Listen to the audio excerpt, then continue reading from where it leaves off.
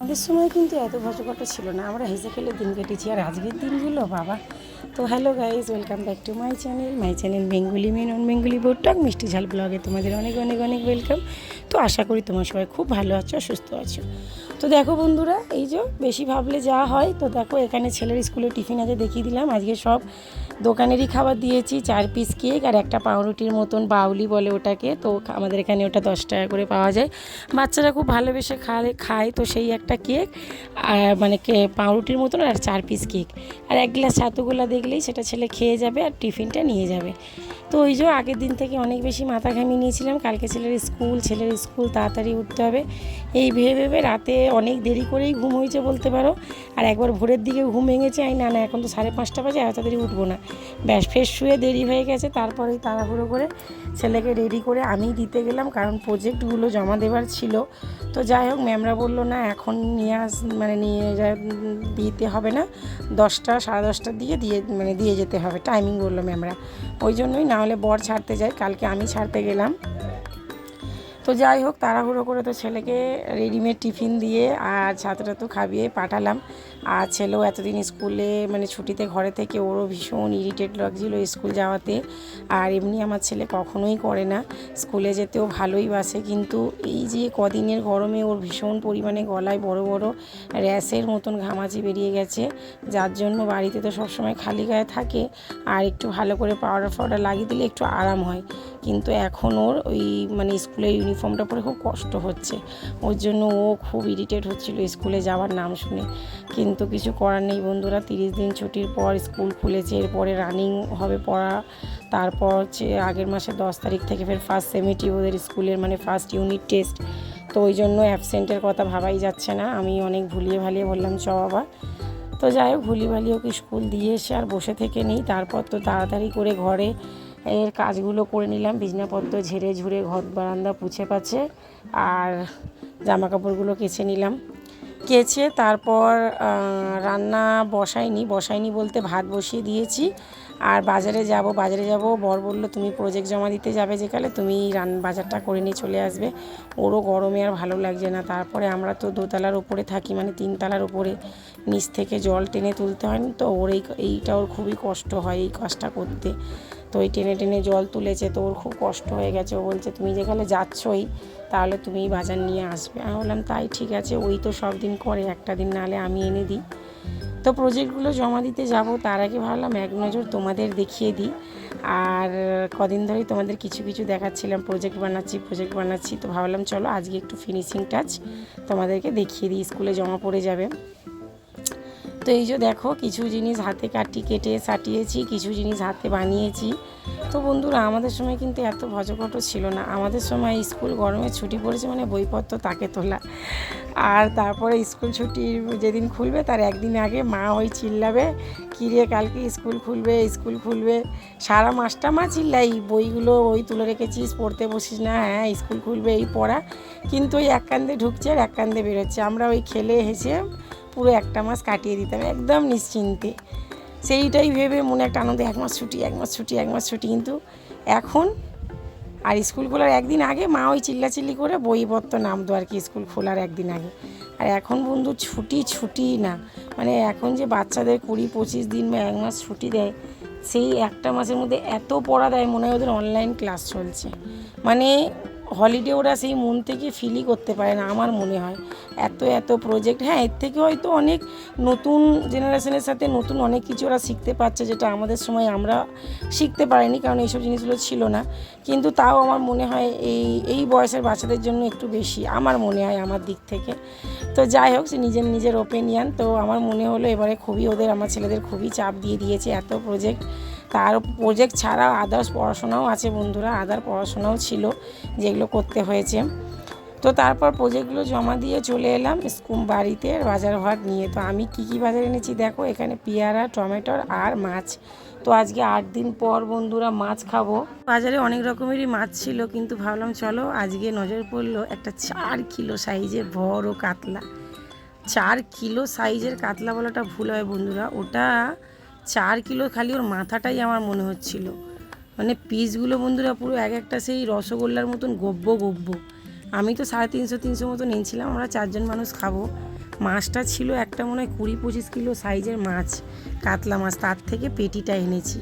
খুবই টেস্টি ছিল মাছটা। তো ভাবলাম চলো অনেক দিন পর খাচ্ছি, একটু মাছ ভালো খাই আর একটু ভালো রান্না করব।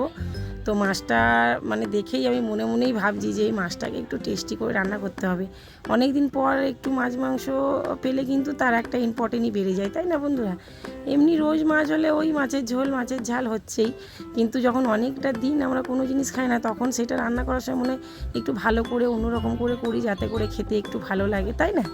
তো সেই রকমটাই আজকে আমার মনের মধ্যে হচ্ছিলো যে কাতলা মাছটা নিয়ে যাচ্ছি, একটু সুন্দর করে রান্না করব। তো এখানে নুন হলুদ লঙ্কা গুঁড়ো মাখিয়ে ভালো করে এটাকে ভেজে নিই, তারপর মশলাপাতিটা জোগাড়জাটি করবো ক্ষণে। একটা মনের কথা বলি আজকে বন্ধুরা তোমাদেরকে, আমরা মানুষরা বড়ই অদ্ভুত। যখন যেই পরিবেশে থাকি তখন সেই পরিবেশটাকে এতটাই আপন করে নিই, ফের অন্য পরিবেশটাকে একদম আপন করে নিতে পারি না। বিয়ের আগে খুব ভরা পোড়া ফ্যামিলিতে ছিলাম, সেটা খুব ভালো একটা অভ্যাস ছিল, সবার সাথে হেসে খেলে কথা বলা, ইয়ার্কি ঠাট্টা মজা করা। আমি হাসতে ভীষণ ভালোবাসি বন্ধুরা, আর আমি খুব ইয়ার্কিবাজ। এর জন্য আমার বন্ধুবান্ধবরা আমায় খুব ভালোবাসে, আর আমার ফ্যামিলিরও সবাই খুব ভালোবাসে। আর তারপর আমি হচ্ছে বাড়ির ছোটো মেয়ে, আরও একটু সবার কাছে বেশি ভালোবাসা পাই। তো সেই মহল থেকে তারপর এলাম শ্বশুরবাড়ির মহলে। শ্বশুরবাড়ির মহলে এসে বড় একটা ফ্যামিলি পেয়েছি, মানে বাবা মা শ্বশুর শাশুড়ি, মানে সব বাবা মার মতন শ্বশুর শাশুড়ি, ভাইদের দাদাদের মতন দুটো দেওর, বর, কেয়ারিং হাজব্যান্ড সবই পেয়েছি। কিন্তু ওই ইয়ার্কি ঠাট্টা হাসি খুশিটা কোথাও চলে গেছিলো। কারণ এই বাড়িতে মানে নিয়ম, বৌমারা জোরে কথা বলে না, আর আস্তে কথা বলতে হয়। তারপরে সবসময় হাহাহি করাটাও মানায় না। বা মানে আমরা যেই বাড়িতে থাকি ভাড়া বাড়িতে, তার পাশাপাশি আরও অন্য ভাড়াটেরা থাকতো। তো লোকে কি বলবে, যে বৌমা যদি চিল্লে কথা বলে, জোরে কথা বলে, হাহাহি করে, তো সেই সময় সবসময় ভেবে চিন্তে কথা বলতে হতো। বা বাইরের কেউ এলে শ্বশুর শাশুড়ির সাথে দেখা করতে, সেখানে আমি হট করে সামনে চলে যেতে পারবো না, আমাকে আমার রুমেই ঢুকে থাকতে হবে যতক্ষণ না তারা যাচ্ছে, বা সেই রুমের পর্দা না ফেলা পর্যন্ত আমি বাইরে বেরোতে পারবো না। তো এইরকম অনেক কিছু মেনে সেই সময় শ্বশুর শাশুড়ির সাথে থেকেছি। তো তাদের মনের মতন হয়েই থাকার চেষ্টা করেছি, কারণ এক সংসারে থেকে তাদের এগেনিস্টে গিয়ে কোনো কিছু করলে সংসারে অশান্তি। তারপরে বিয়ের পর থেকে কোনো দিন এই জিনিসটা মনেও আসেনি যে নিজের মনের মতন করে মানে ওনাদের সাথে কোনো ঝামেলা ঝাঁটি করতে চাই না। সবসময় মাথার মধ্যে এটাই রেখেছি যে নিজে যেকালে এসেছি সবাইকে মানানোটা আমারই দায়িত্ব। তো ওনাদের মতন করে থেকেই ওনাদেরকে জয় করব। তো 6-7টা বছর মিনিমাম, 7-8টা বছর মিনিমাম ওদের মনের মতন হয়ে থেকে ওদের সাথে বেশ মানিয়ে গুছিয়ে ভালোবেসেছিলাম, ওদেরই মনের মতন থেকে। তারপরে সময়ের সাথে আস্তে আস্তে অনেক কিছু পাল্টে গেছিলো। শুরু থেকে যেমনটা ছিলাম, পরে সেরকমটা ছিলাম না। তারপরে আস্তে আস্তে শুরু থেকে মানে হয় না যে মানুষ একটা জায়গায় থাকতে থাকতে তারও কিছু অধিকার চলে আসে। নতুন নতুন ওরা ওদের মনের মতন হয়েছিলাম, তারপর আস্তে আস্তে করে আমারও কিছু অধিকার এলো। তারপর আস্তে আস্তে করে কথা বলা সব কিছুই করতাম। কিন্তু এখন আবার শ্বশুর শাশুড়িরা এখান থেকে চলে গেছে, এই পুরো ওপরটাতে আমি একা থাকি। এখন আবার কেউ যখন বাড়িতে আসে না, খুব মানে বেশিক্ষণ আর ভালো লাগে না হাসি মানে ঠাট্টা কথাবার্তা। এখন যেন একা থেকে থেকে না কেমন একটা একা মতন হয়ে গেছি, মনে যেন এই নিস্তব্ধতার মধ্যে একাই থাকি সারাটা দিন। আর এই যে টুকটুক করে সংসারের কাজ করি, ভিডিও করি আর তোমাদের সাথে শেয়ার করি, এখন মনে হয় যেন এইটুকুনিটাই দুনিয়া। তাই বলি মানুষের জীবনটা কত অদ্ভুত, যখন যেটাকে পাই সেটাকেই এতটা আপন করে নেয় যে আর অন্য কিছু ভালো লাগে না। তো তোমাদের সাথে কথা বলতে বলতে দেখো বন্ধুরা, মাছের ঝোল করলাম, পোস্ত বাটা দিয়েছি জানো তো, আদা রসুন পেঁয়াজ টমেটো দিয়ে যেমন করি তেমনটা করে আবার পোস্ত কাঁচা লঙ্কা বেটে দিয়েছি। মাছের ঝোলটা খুব টেস্টি হয়েছিল বন্ধুরা। তারপর এই যে তোমাদের দেখালাম কিচেনটা উবড়ে যতটা পরিষ্কার করার করে বাসন কুসন সব বাইরে রেখে দিয়েছি। সব একেবারে খেয়ে দিয়ে বিকেলবেলা বাসন মাজবো আর গ্যাসটা সব পরিষ্কার করব। এখনের মতন উবড়ি যতটা পরিষ্কার করার করে দিয়েছি। আর বর খেয়ে কাজে চলে গেছে, আর ছোটো ছেলেকেও টিফিন দিয়ে দিয়েছি। আর এখানে দেখো ডাইরেক্ট সন্ধেবেলা তোমাদের সাথে এলাম কথা বলতে। তো এখানে সন্ধেবেলা কতগুলো জামা কাপড় যে দিনের বেলা কেচেছিলাম সেগুলোকেই ভাজিয়ে নিচ্ছি। সারাদিন আর কোনো ভিডিও করা হয়নি, কারণ সারাদিন আজকে বাড়িতে কিছু লোক এসেছিলো, শ্বশুর শাশুড়িরা এসেছিলো, আমার বৌদি এসেছিলো, তো তাদের সাথেই দিনটা কেটে গেছে। তো ওই জন্য আর কোনো ভিডিও শ্যুট করিনি। ওই যে বললাম বাড়িতে লোকজন আসলে ভিডিওর কাজ তো হয়ই না, তারপরে আমারও তাদের সাথেই সময়টা কেটে যায়। তো কিন্তু এটা এমন না যে কেউ বাড়িতে এলে একদমই ভালো লাগে না, ভালো লাগে, বাট আমার যেন মনে যেন একদিন দুদিন ভালো লাগে, তারপর মনে হয় যেন যে আমার যেন খুব বিরক্ত একটা বোধ হচ্ছে, যেন আমি খুব একটা জমজমাট পরিবেশের মধ্যে আছি এইরকম।